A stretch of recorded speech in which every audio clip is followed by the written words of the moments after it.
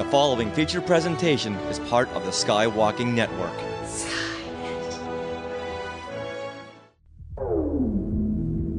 Power on. It's showtime.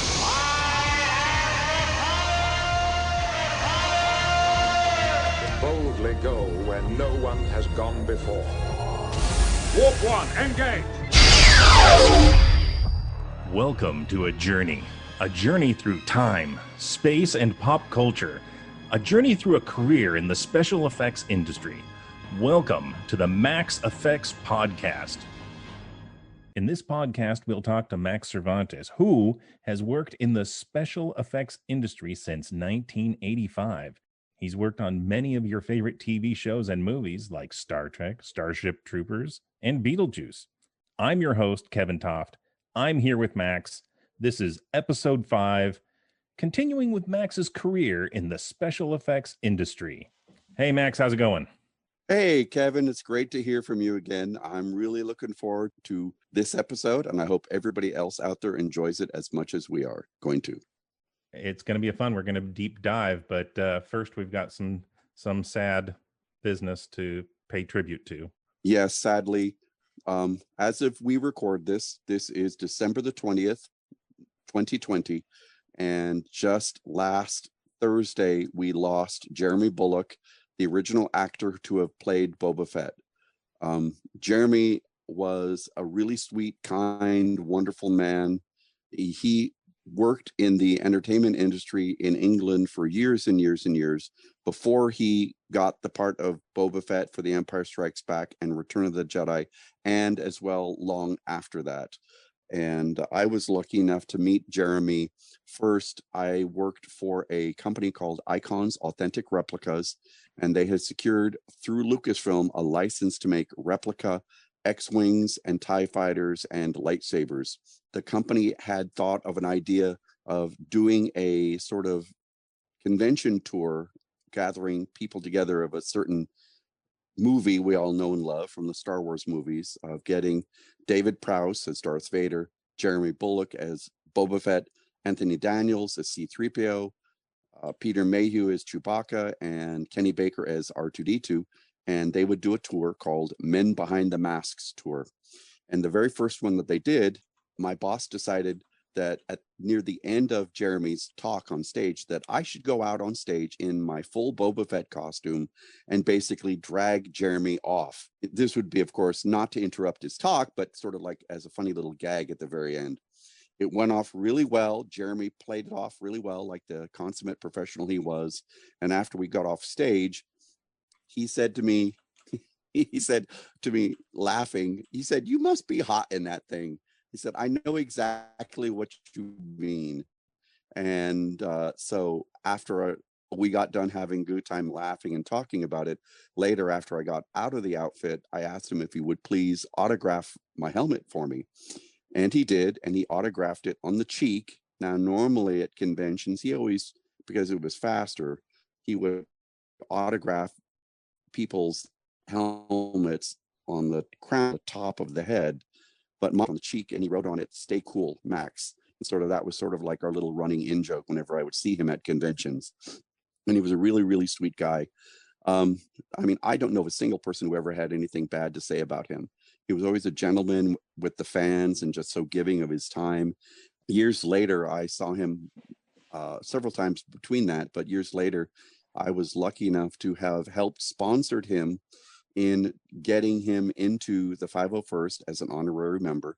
And I was able to actually, at one of the earlier Star Wars celebrations, present him with his plaque, inducting him into the 501st as an honorary member while I was wearing my full Boba Fett costume. So that was a real high point. And yeah, it was really terrific. So, and, I had found out from his manager, that he had Parkinson's, and because of that, he was going to stop touring and doing the whole convention circuit thing.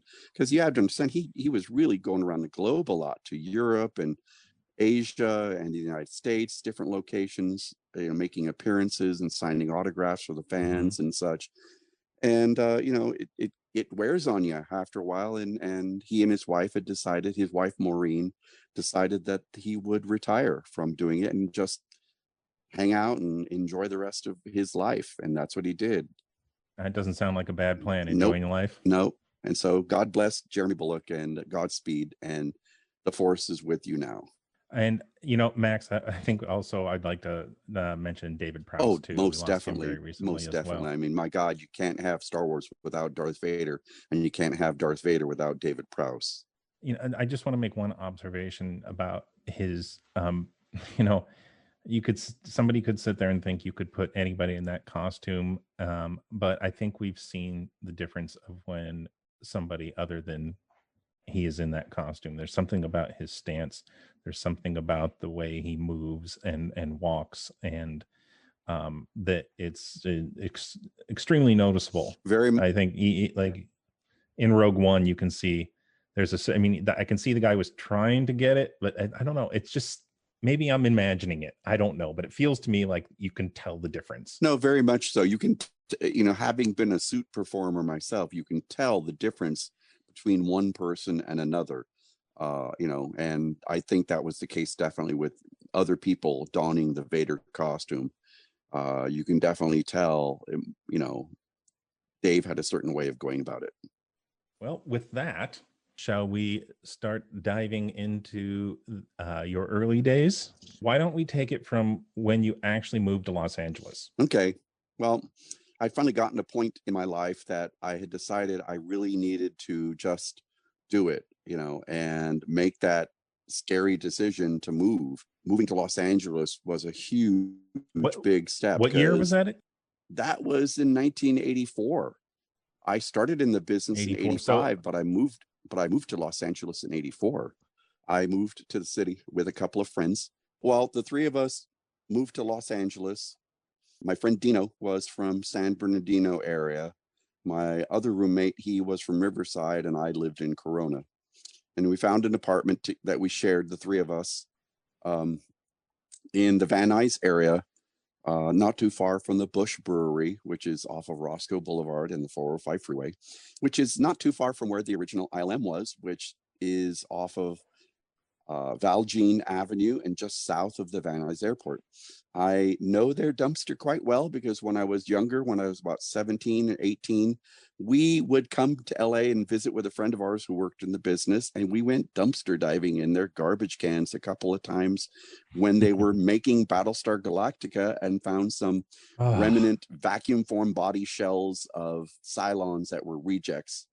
And one of my friends kept them because I was like, it's not really formed and doesn't have all the detail. And so it was of no interest with me, but he kept it. Anyway, so we got this apartment.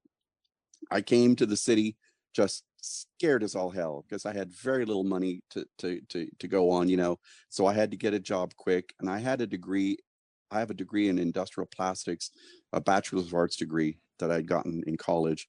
And so I searched the area. I found a company down in the city proper, and this company made plastic signage and like display cases and such, and they were right off of La Cienega Boulevard, just a little bit south of Jefferson Boulevard, which is right across the street from the See's Candy Factory. And so you could walk out front and you would just smell the chocolates being made. I mean, you would just smell it wafting across the street. And the best part is that they had a shop inside where they sold candy right there. And they even sold the broken stuff at a discount. So yeah, we would go there many times for snack breaks to get a little chocolate here and there. One of the interesting things that I got to do while there is that they sold acetate that was used for making animation cells. And so one of the things I learned to do was to operate, it was a big shearing machine. And I was there, like I said, about about a year or so. Then after that, I had gotten back in contact with Greg Jean, and Greg gave me a job, small little job. He gave me about 50 castings that he had produced. Greg at the time was working on the TV show V, Oh, I remember when that came out. I loved that show. Yeah, it was a really fun show, and it had a lot of action behind it, as well as some intrigue about what are they really up to and all that sort of thing, as well as some parallels to what was going on in Nazi Germany during World War II, of a resistance force forming to fight off, them. And I had met Greg again at a convention, and I told him I was in town finally, because I had met him years before, and he said to me, if you ever get to town, give me a call and I'll see if I can get you some work. And sure enough, he did when I got in touch with him again. And he gave me 50 of these little castings of the little shuttles used in V. And he said, go ahead and assemble them and paint them and get them all finished up for me. Because it was basically, they were castings, a front half and a back half.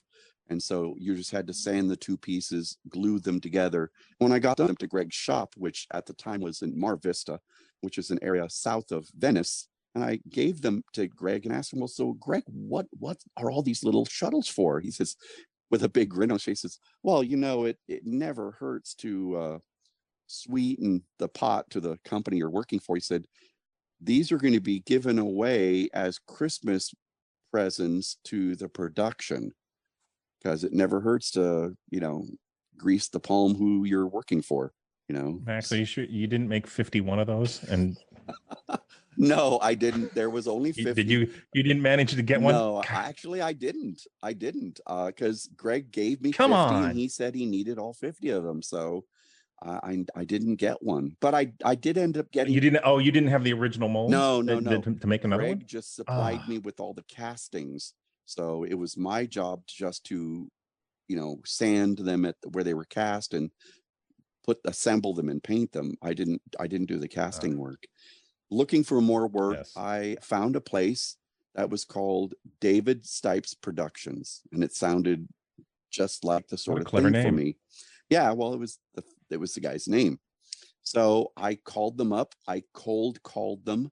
Thank God I actually spoke with David Stipes, the owner. He actually answered the phone. I told him exactly who it was and what I did, and that I was just starting off and I was looking for work. And it was that simple. I just told him the truth. I'm not really much of a, how is it the kids like to say nowadays, fake it till you make it. Because I believe if you fake it and then you're found out, that's worse than just being upfront in that I'm inexperienced. I'm just looking for work. Yeah. Well, yeah. I mean, but obviously you got to think of it from his standpoint. If you were just some, I don't know, wannabe, you would have to be not only a wannabe, but you'd have to be criminally insane to go through the trouble of looking up David and calling him directly. So if I'm him, I'm going, oh, I just got a call from somebody. He went through the trouble of cold calling. He might know how to do some of the things we do here, because who else would go to that trouble? Like I said, unless you're criminally insane. Exactly. And he asked me questions about what sort of things have you done? What kind of schooling have you had? And I told him all that stuff. I told him about the fact that I've been building stuff ever since I was a kid at home, since I was like 16 and such, and that I went to school and I studied plastics and all that stuff, and that I have a bachelor's of arts degree in it and all that sort of thing. And so he took a chance, and then a few days later I drove up to his shop, which was in North Hollywood off of Sherman Way on a little street called Atoll. And I found their shop. And Atoll, the Barbarian? No, Atoll, like oh, not no, Ator. No, not Ator. Atoll. Maybe I mispronounced it. Like a small island out in the middle. No, you said it right. I'm playing. I'm having fun. That's just me being dumb and not noticing. So anyway, so I found the shop, went in. I brought a few pictures of stuff I had made for myself, and I brought in a little hand phaser from Classic Trek that I'd made for myself, and I built all the little mechanisms inside it. So when you thumbed the thumb wheel, the little silver area lifted up, and there was a little targeting screen there, and when you pushed a button it lit up, and all these things. And he was very impressed with my work, and we talked about it, and we set upon a price of what I was willing to accept, and I got hired. I picture you introducing yourself like Wile E. Coyote. Allow me to introduce myself. I am Max Cervantes, super genius. Super genius. And so I started working for Dave, and he was a really sweet guy. Him and his wife are just really, really sweet people to work for. Dave himself started off in the industry as a stop motion animator, and Dave started off doing stop motion animation for like the old Pillsbury Doughboy commercials. Because back then the Pillsbury Doughboy wasn't CGI, of course, like he is now, and he was all stop motion animation, and he was a little stop motion animated puppet, and to get the softness of his body and everything to be flexible, the body was made out of foam latex rubber, and it had a metal armature inside it, so it could be animated for stop motion. He wasn't CG, but we loved him anyways. Yes. Well, look at all the wonderful old Rankin Bass stop motion animated holiday specials. Everybody still to this day loves those, and they're just simple stop motion animation. I'm a huge Yukon Cornelius fan. Heck yeah. I mean, I still I love all those old songs like Silver and Gold by Burl Ives and such. So some of the first things I started working on at Dave's shop, we did a TV commercial for TWA, which I didn't really think too much for it, because I knew that commercials had to be made somewhere. Hey, I know, but they're a major airline. Exactly, and they were at the time. I mean, my God, they used the TWA logo on the the Moonliner. I mean, the TWA liner that you see in 2001, the Mars rocket, and Disneyland. Disneyland got TWA to sponsor their Moonliner and Mars rocket that was in Disneyland. And TWA was a big, huge thing back in the day. And so we were going to be doing this TWA commercial. And so the first thing I got to do on the commercial was building this, commercials, and just like feature films, are very tightly storyboarded so that everybody on board knows visually, this is what we want the shot to look like. This is what it's going to entail to do it. And then there's little descriptive saying, airplane moves from left to right. It's a moonlit sky with clouds in the backdrop. And it describes what the client wants out of it. We had been told by the client, who was an ad agency out of New York, who's doing this for their client, TWA, that they wanted a tail section, a very large model, the tail section of a 747, and it had to be extremely detailed, to the point that they wanted me to etch in all the small little panel lines of where the metal was put together and all that sort of stuff. So to our aviation enthusiasts, this would be the vertical stabilizer or rudder. Yes, and so my boss David said, they've got a cherry picker down at LAX, and they want, they're leaving it up to us if we want to go down there and use it to take reference photos, which we did.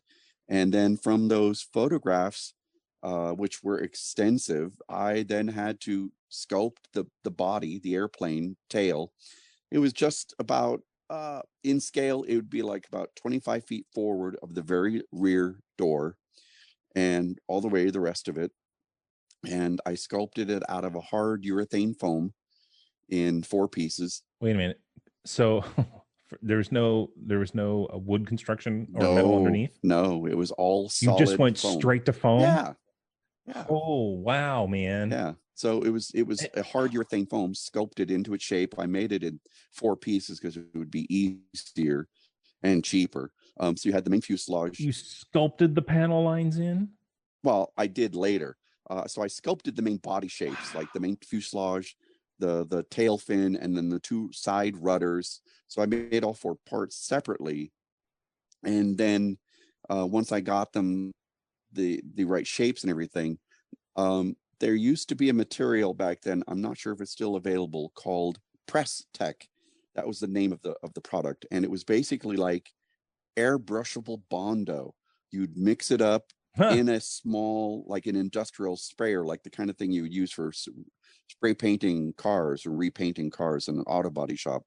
And you would add the catalyst to it in the can, mix it up, and it was kind of a thickened solution, almost like slightly thicker, like milk chocolate. And then you would have a half hour's time to work with it, and you would literally spray this material onto the foam, and about a half hour's time, it would go hard. It would slowly firm up and turn rock hard. And you had to make sure you got this done. Sand it. Yeah, but you had to make sure you got done in time and clean out the gun. Right. Because otherwise it's going to go solid in the gun, and the gun's just going to be garbage. You're going to have to throw it out. And so you'd have to make sure you got done in time so you could dump out the excess and then clean out the gun by spraying acetone through it, which would get rid of all the rest of the plastic material. But yeah, after it would be done and set up nice and hard, you could then go back and sand it, get a nice, beautiful, smooth finish. And if you needed to, spray them on top of it to get a nice hard coat. Or, and then when you're finally done with it and you're happy with the coating, you would then go back and use a ruler, a metal ruler, and a scribing tool, and you would plot out where all the lines were supposed to be in the metal, for all the sheet metal work, including even the little tiny marker lights, which are in the rudder.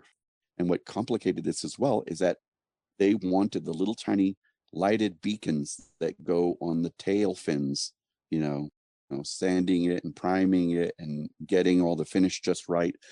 And when you're dealing with a really big corporate name like TWA, they're very, very picky about things like color.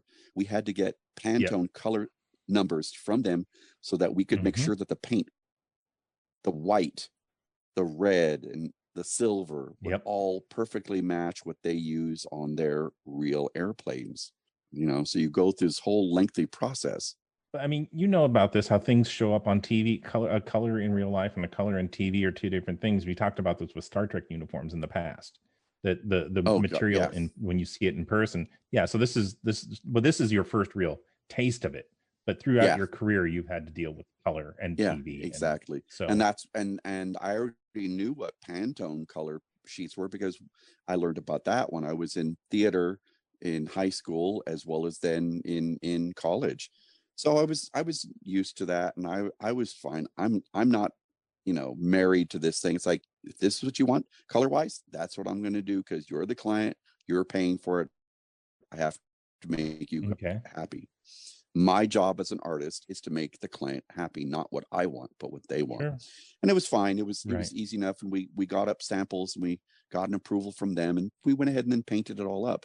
Now, the really nice thing too is that so that I wouldn't have to go through the hassle of hand stenciling the TWA on, we were able to get graphics made, peel and press graphics for the TWA, portion. Oh, got it. And so, but yeah, it got done. The clients loved it. And then we went on, to actually filming it. And like the storyboards had said, it was to be like a night shot. There's clouds in the background drifting by, and there's a little bit of moonlight in the air. And really all of this was so that it would be a focus on the white and red of the TWA logo against the twilight sort of darkening sky. And since we're not going to see the clouds in focus, the clouds were not smoke. We used fiberfill, like what you'd stuff a pillow with. And they were mounted on pieces of plexiglass, which was hung from monofilament. And from the distance, you're not going to see any of this stuff, And there was one cloud, I think, closer to the camera, and it was actually attached to the motion control rig so that it could be moved in front of the model. Yeah. Parallax.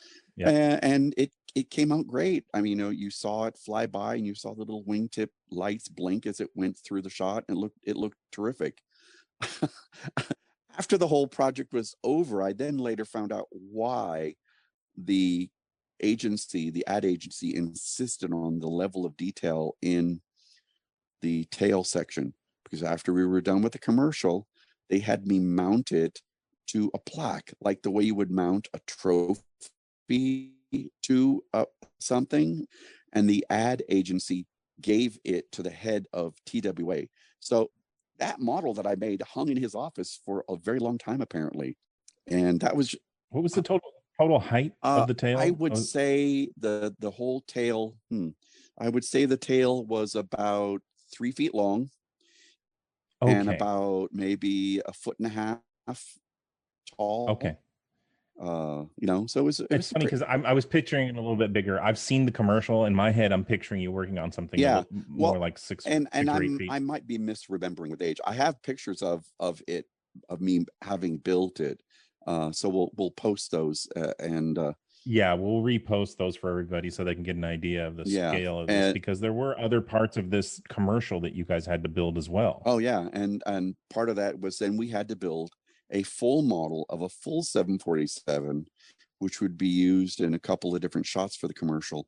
And again, they wanted excessive amounts of detail in this full model, even though we all knew we weren't going to see it in the camera.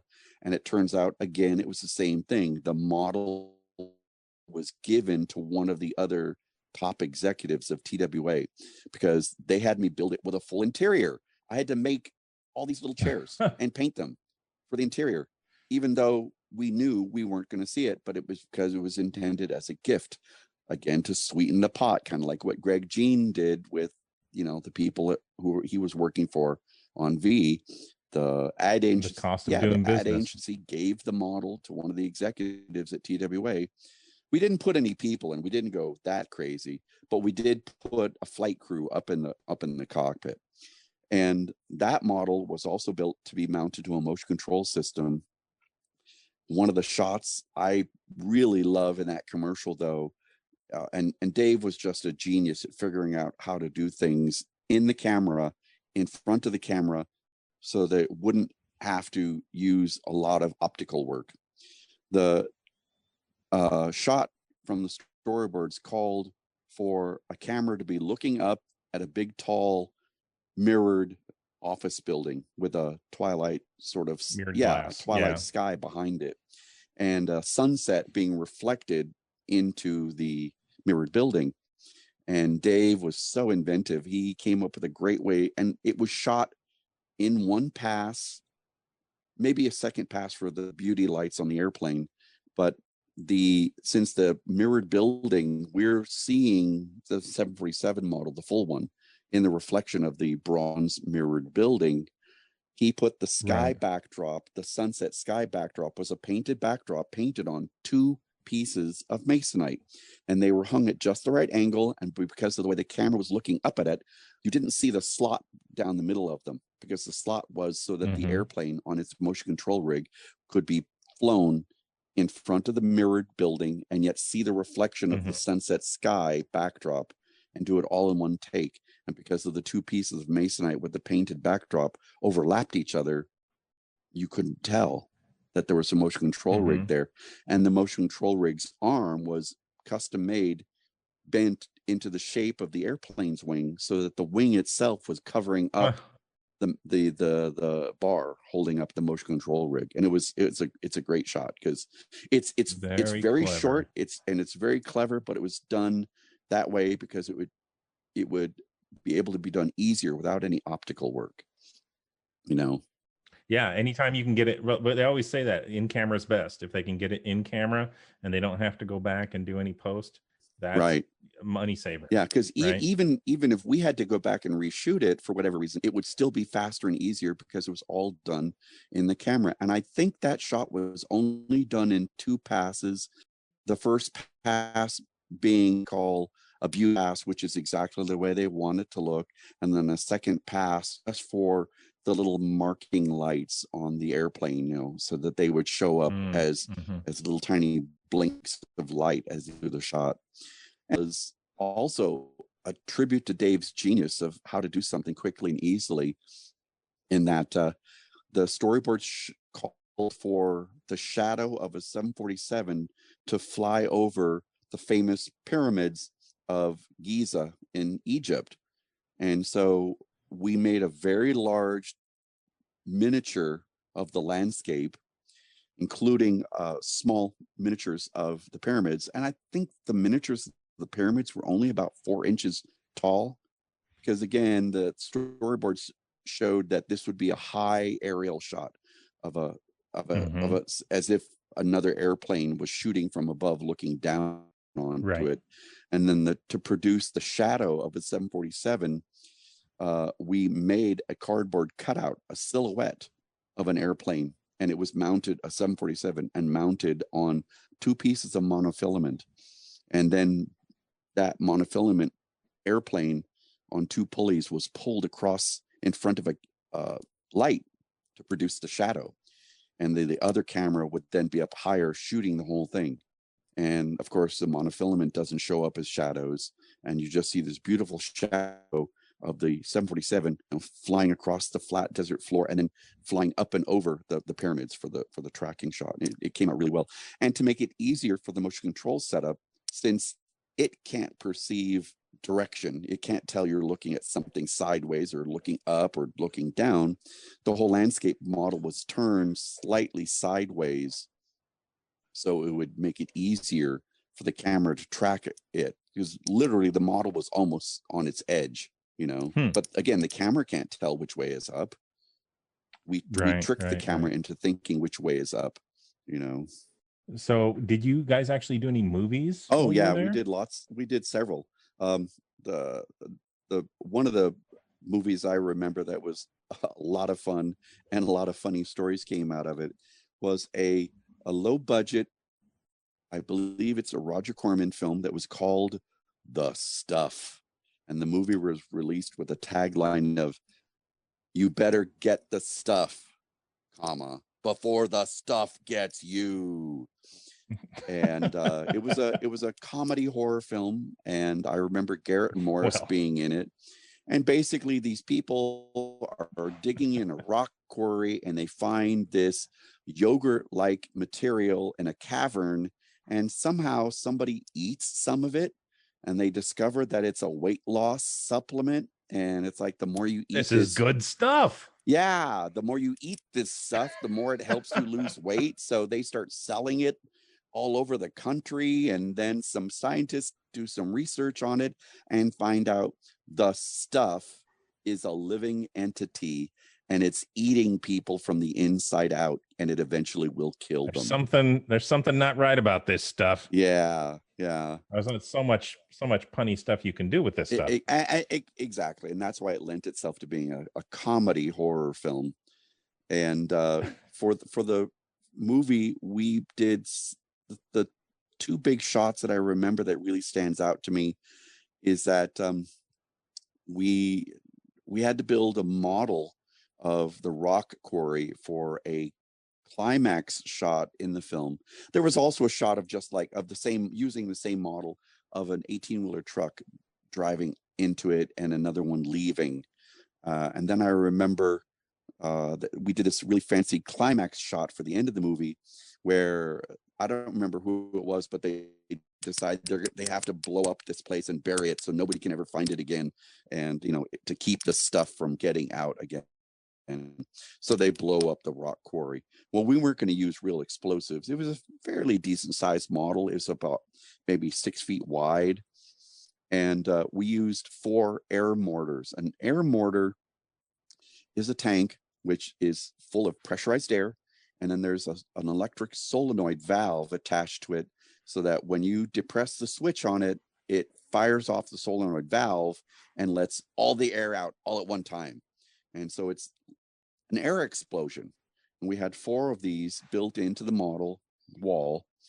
And so I would spend like a whole day just stacking and then spraying with a thinned white glue material all these little rocks to cover up the openings where the air mortar air would be blown out. And then I dust it with a little bit of dust over that. And when we got it all done, then the next day we would blow it up with the air mortars, and they would shoot it with high-speed cameras so that it would look like slow motion. And I think we even went ahead and shot it with 2 cameras at once, so we would get twice as much footage with 2 different angles, which could be edited back and forth to make it look like even more bang for the buck. Yeah, and I think we shot it like 3 or 4 times. So every time we had to film it, that meant I would then spend a whole day rebuilding the portions that had to blow out. Yeah. So it was a lot of tedious work. But did you have carte blanche, or did you have to work off of a picture, like a particular quarry where they were doing the live action shots. Well, yeah, the model was built to replicate mostly a real rock quarry, but the shot we were actually going to be doing took place at night, so it didn't have to exactly match. That's sometimes the film's direction is precluded by, well, we need to do this and not go over budget, so let's film it at night because night hides a lot of things. And that's kind of what they did here. Awesome. And yeah, and then another, so we did that, and the explosion scene was done with one of the 18-wheeler truck models that we had put together for it. And again, to save money, we just used off-the-shelf models that you could buy at the time of 18-wheeler tankers, because it was easier and faster and cheaper to just build those model kits and paint them up and go at it, Oh, I actually went through a phase where I was building 18-wheelers in that about cool. that time period. I don't know what the hell was wrong with me. Somewhere in the early 80s, I was like into Peterbilts and Kenworths, but I do remember those model kits being pretty fun to build. Well, there had to have been some sort of demand somewhere, because otherwise they would have never have made them. And when I go to the hobby shops, sorry guys. Yeah, but when I go into the hobby shops, even now, those sorts of things are still made and available. And a little bit of historical note: in the original Battlestar Galactica, many of the ships in the fleet, following the Galactica, were made using parts from 18-wheeler model kits. There's one noticeable one. Sure. Everybody in Battlestar Galactica fandom calls it the Colonial Mover, because on the side of it says Colonial Movers, we move anywhere. And it's made out of like 6 big 18-wheeler cargo container, the big square, right, rectangular, big box carriers, and they took like 6 of those big box pieces and connected them on a central spine and built a front end to it and built an engine on the back of it. And, and it saved a lot of money and time. One of the other things we made for that movie, the stuff, though, there was supposed to be a scene where the stuff actually kind of like, almost as if it's a living, thinking entity, grows these sort of, I call them pseudopods, growing out of the big sort of lake of this material, this stuff. And again, to do that, the quarry wall was decided to be done as a rear projection, which was taken from photographs of the real quarry where they had filmed the exteriors. And then we built a tank. And again, people don't realize, you only build as much as what the camera's going to see. So the camera was set up. It was decided how far it would need to be away from the rear projection screen. And then literally we built a triangle shaped tank with the point of the triangle being towards the camera lens. So the camera would not see the edges of the tank, but we didn't need to make a big old rectangular tank for no reason when you're not going to see the whole thing. And the tank was, for the most part, waterproofed. And then I had to make the pseudopods. There was like 4 of them. And I thought, well, to save time and money, so we wouldn't have to make molds, I sculpted the pseudopod shape just out of Roma plastilina clay. It's a sculpting clay used a lot in the automotive industry and for making beautiful big art sculptures and whatnot. And then to save, again, time and money, I mounted these sculptures, which are like about the size of your fist and half a forearm. I mounted them on some big drywall screws so I could mount a piece of heavy wire on them with a hook, so I could dip them into a bucket of latex rubber. And then I dip them and leave them to basically set up for a little while. And then I pull them up and hang them and have a couple of hair dryers blowing on them to dry it. So I'm building up a thickness, and that way I could sort of rotate them around. I take the first one, dip it for a little while, and then pull it out and hang it, and then I'd go to the next one and dip it, and and then pull it out and hang it, and then do the next one and the next one. And this way, by the time I would get to the last one, the very first one would be ready to get another dipping. That way you could build up almost like you're making gloves, only these are just weird gloves of sort of an indistinct shape. Right. And then and we tinted the latex rubber that we were casting them out of with white paint. White latex paint can be added to latex rubber to tint the rubber, and that way again we wouldn't have to paint the pseudopod gloves afterwards. They would already be the right color. And so after those were done and they were of a thickness that my boss Dave thought was appropriate, we just went ahead and just talked the outside of them, because latex rubber will want to stick to itself for a while until it's completely dry. And we literally, like a glove, turned them inside out off of my clay sculptures, and then also talked the inside while they were inside out, let them hang dry for a day or so. And that way we could then attach them to the inside of the tank.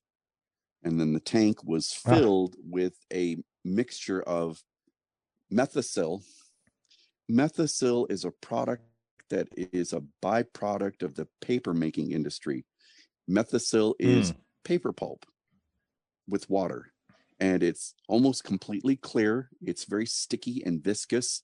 For anybody who remembers the scene in Ghostbusters where they get slimed, that material they used is Methicill with a little bit of green food coloring in it to give it a little color. But Methicill can be eaten, which is why it's completely safe to get it on your skin. I don't know if they still do it. Methicill used to be used in making milkshakes thick. Ugh. Because it can be eaten. It's completely digestible. It's just paper pulp, Anyway, so it won't kill you. No, it won't kill you. It's not bad for you, but I wouldn't drink it 24/7. Yeah. Right. But the tank was a mixture of Methicill and white paint. And that way the camera could be filming, and now all of these were filmed live, full camera speed, and me and a couple of the guys would be underneath the tank with our arms in these rubber gloves, pushing them up out of the liquid, so you'd see these things rising up, and then like wiggling around to show that it has some life, as if it's sentient and such. And they'd go down and just showing that it's moving, it seems alive and such. We got done filming with this, and I remember it was just before the 4th of July holiday, and that year 4th of July was going to be on, I think, Friday, and so we were going to get a nice long 3-day weekend.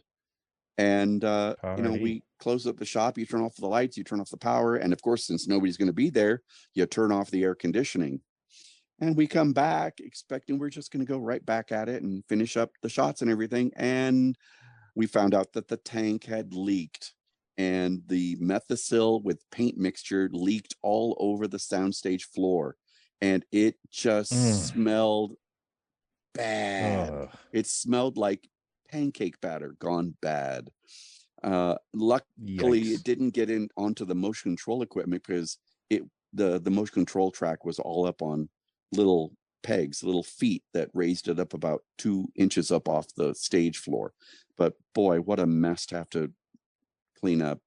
We used squeegees to, get it all in one place, and then into buckets, and never again. Lovely. Never again. Oh my God. But you know what? The shot came off great, and everybody loved it. So yeah. And go ahead. Is it hard to make Roger Corman happy? Considering the bulk of his films, I would kind of say no. As long as you got the shot and it looks halfway passable, yeah, he's good with it. He's good with it. Yeah. I mean, no, I'm not impugning your work at all. His career was not overdoing it 17 times until you get it right. Right. He's kind of a 3 shots and you're good kind of. Yeah. Moving on. Exactly. Moving on. Check the gate. Moving on. Oh my goodness. Yeah. Okay, well, let's go ahead and wrap it up right there. And we'll give you a little bit of a preview about what's going to happen next month. We're going to talk about the movie Real Genius, starring Val Kilmer, which is one of those movies that I will always watch every time it's on. It's definitely in heavy rotation on Comedy Central and several other channels. In fact, it's probably playing somewhere in the world right now.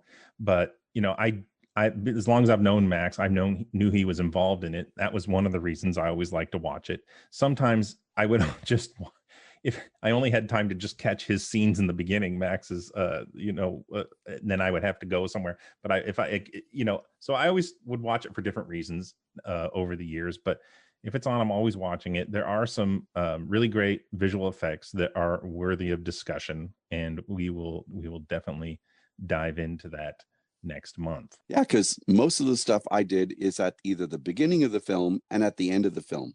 At the beginning of the film, we see the SR-82 suborbital attack shuttle. And at the end of the film, there's the B-1 swing wing bomber that I built, which has the laser cannon in the bomb bay that I worked on. Yes, very cool stuff. So with that, we will be back next month. We are part of the Skywalking Network, where you can also find other great shows like classic Marvel Star Wars comics, Talking Apes, the Neverland Clubhouse, the Resilient Squadron podcast, and the flagship show, Skywalking Through Neverland. Make sure you visit us on our Facebook group, like us, tell your friends, please. And we'd love to hear what you have to say, and that's the best place to give us feedback. If you anything you want to say about the show, questions, we'll try to answer them there. But if you want to tweet us, we don't actually have our own Twitter. We are lucky enough to have the Skywalking Twitter, which is at Skywalking Pod, and use the hashtag Max EFX, EFX. Well, I just want to say happy holidays to you and yours, Max, and to our audience out there. And Merry really Christmas and happy show. holidays to everybody. Indeed.